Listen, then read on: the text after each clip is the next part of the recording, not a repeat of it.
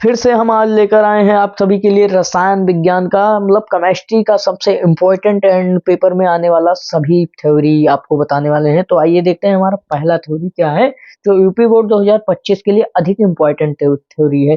3 number से लेकर 2 number से लेकर हम 5 नंबर तक बताने वाले हैं। तो आज का पहला है हमारा जो अभिक्रिया का वेग और औसत दर किसे कहते हैं, मतलब अभिक्रिया का वेग क्या होता है, औसत दर को ही वेग कहते हैं।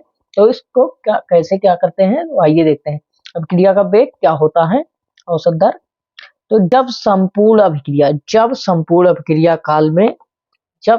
अभिक्रिया काल में होने वाली परिवर्तन का औसत निकलने पर जो मान प्राप्त हो उसे अभिक्रिया का औसत दर कहते हैं। किसे कहते हैं, मतलब जो अभिक्रिया का जब संपूर्ण अभिक्रिया काल में होने वाले परिवर्तन का औसत निकलने पर जो मान प्राप्त हो उसे ही क्या कहते हैं, औसत दर कहते हैं। क्या कहते हैं, औसत दर कहते हैं। फिर अगला क्वेश्चन देखते हैं, अभिक्रिया का तात्क्षणिक दर।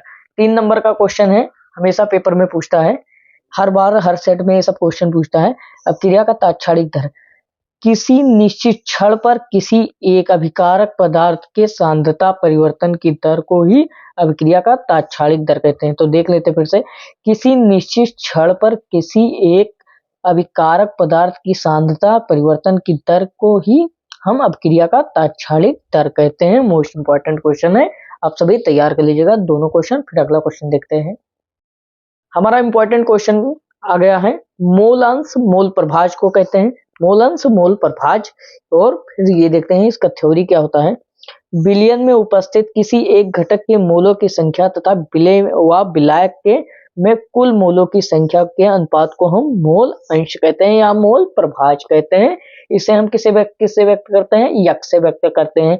फिर चौथा क्वेश्चन है हमारा मोलरता मोस्ट इंपॉर्टेंट क्वेश्चन है यूपी बोर्ड 2025 के लिए।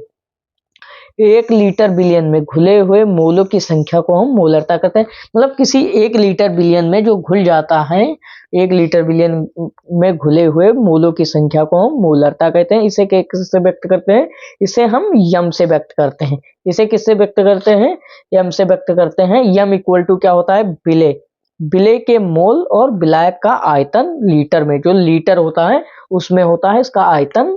तो फिर अगला क्वेश्चन देखते हैं, अगला क्वेश्चन हमारा कौन सा है, अगला क्वेश्चन है हमारा मानक इलेक्ट्रोड विभव मोस्ट इंपॉर्टेंट क्वेश्चन है यूपी बोर्ड 2025 के लिए। मानक इलेक्ट्रोड विभव किसी धातु की क्षण 25 सेल्सियस पर एक मोलर धातु आयन सांद्रता की विलयन पर डुबाने पर धातु और विलयन के बीच एक विभवांतर उत्पन्न हो जाता है, उसको ही मानक इलेक्ट्रोड विभव कहते हैं।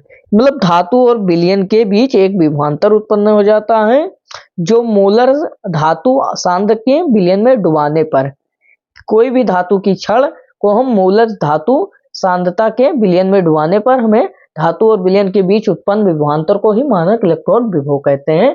फिर इसका हम समीकरण देखते हैं, इसे हम किससे व्यक्त करते हैं, ई से व्यक्त करते हैं। मतलब मानक इलेक्ट्रोड विभव को हम ई से व्यक्त करते हैं। इसका समीकरण देख लीजिए, equal to E celsius 2.3033 RT और अपॉन में NF log 1/mn plus bracket में। तो ये आप 69 का समीकरण भी कहते हैं, और 69 का समीकरण आ जाता है पेपर में 1 नंबर में। तो 69 का समीकरण इस तैयार कर लीजिएगा, क्योंकि ये 69 के समीकरण के नाम से भी आ जाता है कभी कभी क्वेश्चन, मानक इलेक्ट्रोड विभव। फिर अगला क्वेश्चन देखते हैं हम, क्वेश्चन है हमारा फैराडे का प्रथम नियम। मतलब फैराडे जो थे विद्युत अपघटे, फैराडे का प्रथम नियम। तो प्रथम नियम देखते हैं हम, रसायन विज्ञान का है और भौतिक विज्ञान में अलग फैराडे हैं, इसमें अलग फैराडे हैं। तो हम ये देखते हैं कौन सा, रसायन विज्ञान वाला, मतलब हम केमिस्ट्री वाला देखते हैं। फैराडे का प्रथम नियम, विद्युत अपघटन की प्रक्रिया में किसी इलेक्ट्रोड विशेष पर मुक्त पदार्थ का द्रव्यमान विलयन में प्रवाहित कुल आवेश के समानुपाती होता है। मतलब किसी इलेक्ट्रोड विशेष पर मुक्त पदार्थ का द्रव्यमान जो होता है विलयन में प्रवाहित कुल आवेश जो होता है उसके समानुपाती होता है। इसे हम क्या कहते हैं, फैराडे का प्रथम नियम कहते हैं। आइए हम दूसरा नियम देखते हैं फैराडे महोदय का। फैराडे का दूसरा नियम देखते हैं। फैराडे महोदय का दूसरा नियम है हमारा मोस्ट इंपॉर्टेंट नियम है। दोनों नियम अधिक इंपॉर्टेंट है, हाई स्कूल में भी है आपका फैराडे का नियम, तो आप तैयार कर लीजिएगा इसमें, क्योंकि इंटर में अधिक इंपॉर्टेंट है। जब श्रेणी क्रम में जुड़े विद्युत अपघटकों के विलयनों में समान मात्रा में विद्युत प्रवाहित की जाती है, तो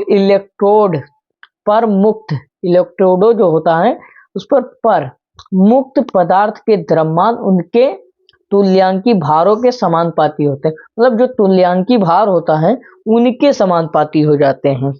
फिर अगला क्वेश्चन देखते हैं। अगला क्वेश्चन हमारा मोस्ट इंपॉर्टेंट क्वेश्चन है, इसलिए आप सभी क्वेश्चन को तैयार कर लीजिएगा, अगला हम वीडियो में बनाएंगे। इसलिए आप आज के लिए इतना ही। हमारे आयुष क्लासेस 2.0 से जुड़े रहिए यूपी बोर्ड 2025 में अधिक नंबर प्राप्त करने के लिए।